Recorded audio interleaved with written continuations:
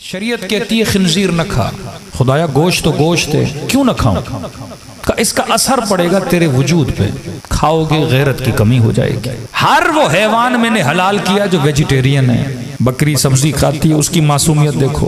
भैंस सब्जी खाती है, उसकी मासूमियत देखो। शेर दरिंदा क्यों है? क्योंकि गोश्त खाता है ना। तो दरिंदा सिफत हैवानों का गोश्त खाओगे क्या बनोगे? दरिंदा बनोगे। वेजिटेरियन हैवानों का गोश्त खाओगे तो वो दरिंदगी तेरे अंदर नहीं आएगी जो उनके अंदर है। एक दरिंदा हैवान के खाने से बंदा दरिंदा बनता है। एक कम गैरत हैवान के गोश्त खाने से बंदे की गैरत कम होती है। इसका ताल्लुक है जिस्म से। अब आपके जहन में एक सवाल आता होगा कि मौलाना, ये जो शियों के गले काटते हैं, ये जो 5 साल बच्चों का गला उसकी माँ के सामने काटते हैं, ये जो मुसलिम में 400 जवानों को जिंदा दफन करते हैं, ये जो उर्दून के पायलट को जिंदा जिंदा जलाते हैं, ये जो शाम में टेलीफोन की तारों से खवातीन के गलों को घोंटते हैं, ये जो पाराचनार के शियों की टांगे काटते हैं, ये जो लोगों की कमीजों को उठा के उनकी कमर पे जंजीरों के निशानों को देख के पत्थर मार मार के उनको कत्ल करते हैं, क्या इन्होंने भी कोई कुत्ता खाया था? इन्होंने भी कोई दरिंदा हैवान खाया था? ये तो मुसलमान है ना, कलमा पढ़े मोहम्मद का, नमाज भी पढ़े, कुरान भी पढ़े, रोजे भी रखें, माथों पे सजदों के निशान भी हों, खाना भी इनका हलाल है।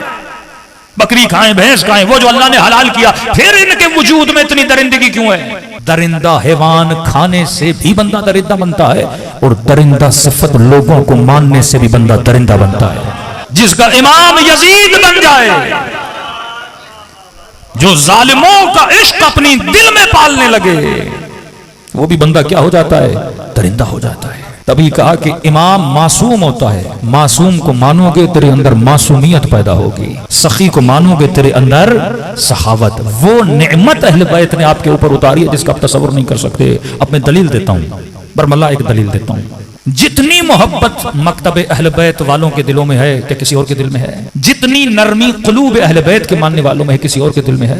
एक इंसिडेंट दिखाओ जिसमें शियों ने जुल्म किया हो, कत्ल किया हो, गारत की हो, गले काटे हो, नहीं मिलेगा। असलन सबको छोड़ दो, शियों की मजलिसों को देखो।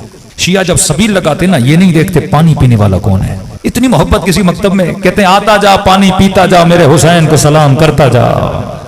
ये अली और आले अली को मानने के असरात हैं। शिया जब लंगर बनाता है, कभी लिखा कि इस लंगर को सिर्फ शिया खाएंगे, का हिंदू भी आ हुसैन के नाम पे खा, कोई भी है आ जा। शिया इमाम बारगाह में, शिया मस्जिद में, वल्लाह बताओ कौन सा मुसलमान है जो आते हुए डरता हो? बेबाक हो के हमारी मस्जिदों में, हमारी मजलिसों में, हमारे फर्श अज़ा पे हर मुसलमान आता है, क्योंकि उनको पता है शियों से कोई नुकसान नहीं है। शिया मोहब्बत करने वाला है, शिया दावत देने वाला है, शिया सुफरे बिठा के खिलाने वाला है।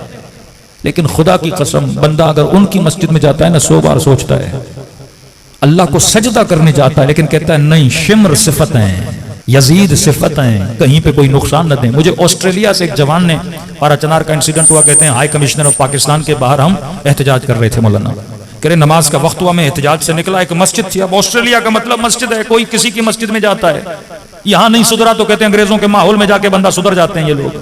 कहते वहां जाके मैंने नमाज पढ़ी, कहते मौलाना कोई 17, 18, 18 नमाजियों ने मेरे ऊपर हमला किया ऑस्ट्रेलिया में। इस मोमिन की यहां से आंख के मेरी सर्जरी है, इतना बड़ा केस हुआ कि शायद वो जो रगें हैं जो पूरी बॉडी को कंट्रोल करती हैं, कहती मौलाना शायद वो मेरी डैमेज हो गई, इतना इन्होंने मुझे मारा।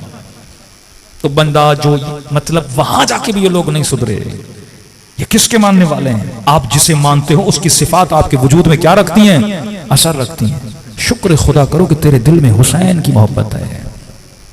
2 इस्लाम के वर्जन हैं, एक वर्जन जो अली ने बताया, एक वर्जन जो बनी उमैया ने बताया।